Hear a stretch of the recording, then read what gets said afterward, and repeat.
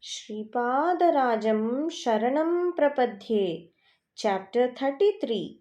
Sripada personally performed the wedding of Ramani and Narasimha Rayudu. We took the permission of Sripada. Sripada instructed us, "My dear children, you go from here to Sri Pitikapuram. My auspicious blessing will be with you as an accompanying protection." In compliance with the command of Sri Mahaguru, Sri Dharmagupta and I reached the bank of the Krishna river on the other side. We saw the footprints of Sri Charan on a rock. Sripada used to stand on this rock and offer Surya Namaskar. We were surprised and felt happy to see the footprints of Sri Charan on that rock. We reached Panchadeva Pahad village. We were following a footpath formed in a jova, a kind of grain field. The owner of that field cordially invited us. He offered us sweet fruits to eat and gave sweet buttermilk to drink. The name of that cultivator was Narasimha Rayudu. He built a house in his field. He requested us to rest in his house and accept his hospitality. We agreed. He described the glory of the Leelas of Sri Charan. He narrated, "Sir, my name is Narasimha Rayudu. I was very weak and timid in my childhood. In my childhood, I lost my parents. I was brought up in my maternal uncle's house. My aunt was very quarrelsome. I had to do a lot of manual labor in their house. There was much work to do on the farm. My uncle had a daughter named Ramani. She was very beautiful compared to all the girls in the houses of our relatives in the town. Besides that, she possessed all good qualities. She had devotion to God. She used to worship Sri Krishna as her chosen deity. She could not tolerate when my aunt was providing me stale food. For me, food was too little and courteous treatment was nil. Work was always a hassle. Ramani used to offer me sweet fruits and warm food without being seen by her mother. If my aunt were to see it, Ramani and I were getting blows and rebukes from my aunt. Even though my uncle was good, he was incapable and he could never protest his wife. Sometimes my maternal aunt used to get me beaten by strong young men belonging to other families of the Kapu caste. Initially, I was weak, but by these blows, I became much weaker. I was also very timid. Therefore, the neighbors also used to consider me as an incapable fellow. I became subordinate even to those who were younger to me. As Ramani was very beautiful, the Kapu youths in my town had an intense desire to marry her. I did not have any property or cash. My body was very weak. Above all, I was timid. My uncle was wealthy and had property. Though good natured, he was greedy. My maternal aunt, though a shrew, had the nature of getting deceived by flatterers. Ramani used to pray to Lord Sri Krishna that I should be her husband under any circumstances. In the meantime, a fraudulent sannyasi came to our town. A powerful propaganda was carried on that he worships Mother Kali and that he could tell the past, present, and future. In fact, he had some powers. His forecasts to the citizens were proven to be 100% true. Through his deceitful words, he brought our aunt under his undue influence. Arrangements were made for him to conduct a worship of Kali in our house. He said that the clay idol of Krishna, worshipped by Ramani daily, should be thrown out of the house. My maternal aunt agreed. Ramani wept bitterly but in vain. The fake sannyasi began the worship. Many fowls were sacrificed.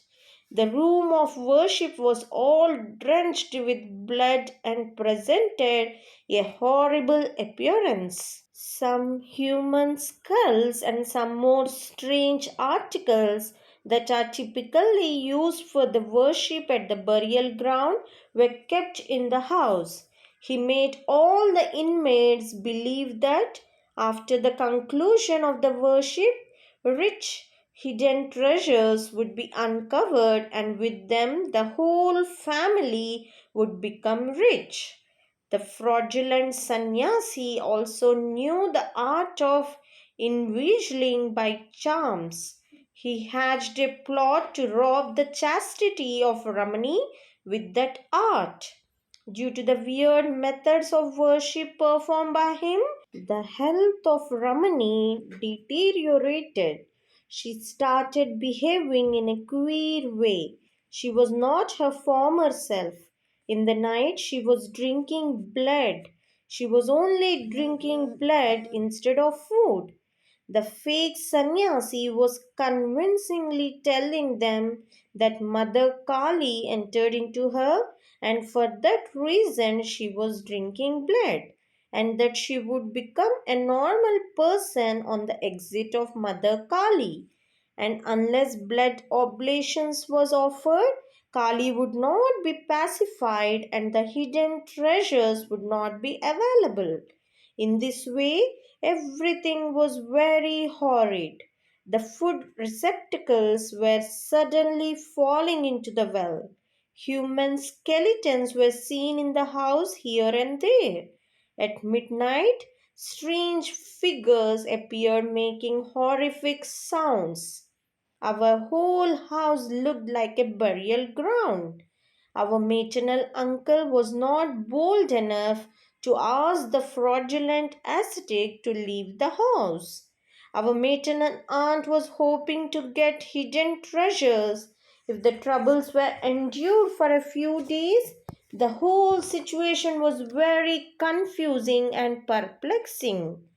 During one night, the fake sannyasi approached Ramani. He felt that his desire would be satisfied as she yielded to the influence of his magical charm. When he came near her, Ramani cried aloud and in a frightening manner hit his head with an iron article. She did not know why she acted like that. The fraudulent ascetic also did not understand why the person under his control behaved so suddenly in such a fashion. Sripada's response to distress calls. After the daybreak, a poor Brahmin beggar came to our house. Ramani came out of the house and told him that there were a large number of ghosts, spirits, and devils, and that he may receive them as alms. If he was so willing, the Brahmin agreed to that. His gloomy face was placid and brilliant. In the meantime, our maternal uncle came out. Sir, in our house the situation is completely upset. If you want, you can receive those evil forces creating those circumstances as a gift. Then my maternal aunt also joined. She said, there is nothing in our house. If you want, you can accept the poverty in our house. I was also present in the house. I said, Swami, there is a silver talisman with me coming from the time of my forefathers. If you are willing, you can accept it. He agreed, and I gave the silver talisman as Bhiksha. In the meantime, the bogus ascetic brought some human skulls from the burial ground. He jeeringly said, "You poor Brahmin, if you want, you can take these human skulls as Bhiksha." He accepted. Suddenly, a divine radiance appeared in our house. The Brahmin visitor disappeared. Due to the divine radiance, the fraudulent ascetic experienced a burning sensation all over the body. A ray from that radiance entered into Ramani. She became healthy. My maternal aunt had an attack of paralysis and she lost her speech. My maternal uncle developed violent shivering. I received extreme courage. I felt as if some new strength entered into my body, and I felt that I was very strong. Blood streamed out of the mouth of the magician, and all his faculties were lost. The divine radiance wore a human form. That divine glorious form belonged to the refugee of all the distressed, the embodiment of all gods and goddesses, the one without beginning, middle, or end. Sripada Srivallabha. Sri Charan said, "In reality, Mother Kali destroys the demonical forces like lust, anger, etc., hidden in the seeker. But she does not want fowls, goats, and others. Demonical forces of the world of the life force assume the form of Kalika and demand various types of sacrifices. The real Mother Kalika possesses auspicious qualities like love, peace, and compassion. Devilish forces, ghosts, spirits, etc., and demonical forces in the world of the life force style themselves as particular deities and exhibit evil arts. Evil magicians worship them and cause untold harm to the world. Note that the names of ghosts in the world of the vital force also have the capacity to assume the forms of deities, but the divine powers will not exist in such forms. An assurance was given that I will incarnate whenever Dharma touches the bottommost level. This incarnation of Sripada Srivallabha came in consonance with that assurance. This incarnation is invested with infinite properties like love, peace, mercy, and compassion. Our house was completely cleansed. The bogus sannyasi was driven out. With the grace of Sri Charan, the paralysis of our maternal aunt abated.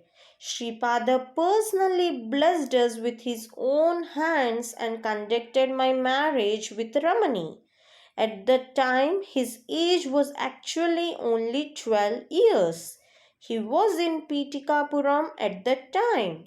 He was in this Panchadeva Pahad with his subtle sportive body. These were the akshatas, blessed turmeric rice grains. He granted us that day. He instructed us that Dharmagupta and Shankara Bhatt would visit this place in the future and some of these akshatas should be given to them. Oh, what a great divine playful incarnation! Shripadarajam Sharanam Prapadhye.